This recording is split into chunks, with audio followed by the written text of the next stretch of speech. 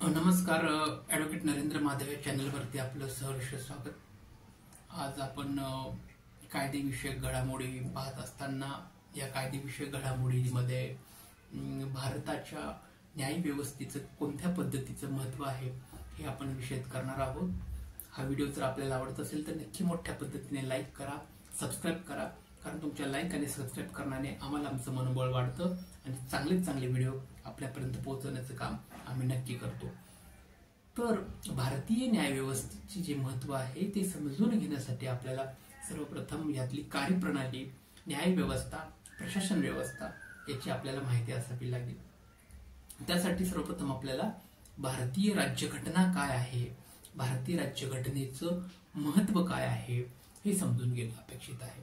तर जी भारतीय राज्यघटना आहे ती भारतीय राज्यघटना ह्या भारत देशाचा प्रशासनाचा राज्यकारभार कसा चालावा, त्याचबरोबर इतर असणारे सामाजिक न्यायिक व्यवस्था कशा पद्धतीने चालावी याचा संपूर्ण सार भारतीय राज्यघटनेच्या मध्ये आपल्याला पाहायला मिळतो. त्याचबरोबर भारतीय राज्यघटनेमध्ये माणसाच्या मूलभूत हक्क, अधिकार आणि कर्तव्य याची संपूर्ण माहिती आपल्याला भारतीय राज्यघटनेमध्ये पाहायला मिळते. त्याचबरोबर असणारी न्यायव्यवस्था, न्यायव्यवस्थेच्या असणारी न्यायालयीन प्रणाली कोणकोणती आहे, तिची व्यवस्था कशा पद्धतीने असावी याची आपल्याला माहिती भारतीय राज्यघटनेमध्ये पाहायला मिळते.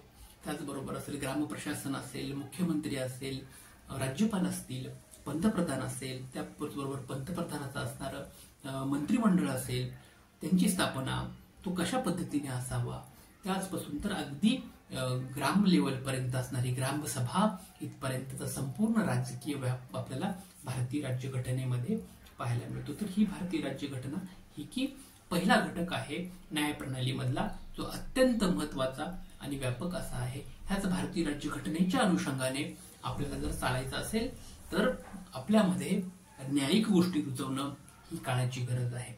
कारण आपण जर न्यायिक गोष्टी रुजवत नाही गेलो, आपल्याला कायद्याची जाणीव नसेल झाली, तर आपण कुठेतरी आपल्या भारतीय राज्यघटनेच्या किंवा आपण आपल्याला असणाऱ्या हक्क अधिकारापासून दूर जात आहोत हे समजून घेणं अपेक्षित असेल. तर मुळामध्ये भारताच्या संविधानिक विचारसरणी, त्यात असणारे माणसाचे हक्क, अधिकार आणि कर्तव्य याचा व्यापक दृष्टिकोनातनं होणारा विचार आपण समजून घेणं अपेक्षित आहे. त्याचबरोबर माणसाचे कर्तव्य, हक्क आणि जबाबदाऱ्या यांची जाणीव सुद्धा प्रत्येकाला होणं अपेक्षित आहे. तर हेच भारतीय राज्यघटनेचं मूल्य आपल्या सगळ्यांपर्यंत पोहोचवण्यासाठी आम्ही ह्या युट्यूब चॅनलच्या माध्यमातून प्रचंड असे व्हिडिओ आपल्या समोर आणणार आहोत आणि त्याचबरोबर इतर न्यायिक प्रणालीचा देखील आपल्यासमोर आम्ही वैचारिक दृष्ट्या वारसा घेऊन येत आहोत. तर हे आपलं पण एक कर्तव्य आहे की आपण आपल्या चॅनलला लाईक कराल, सबस्क्राईब कराल. धन्यवाद.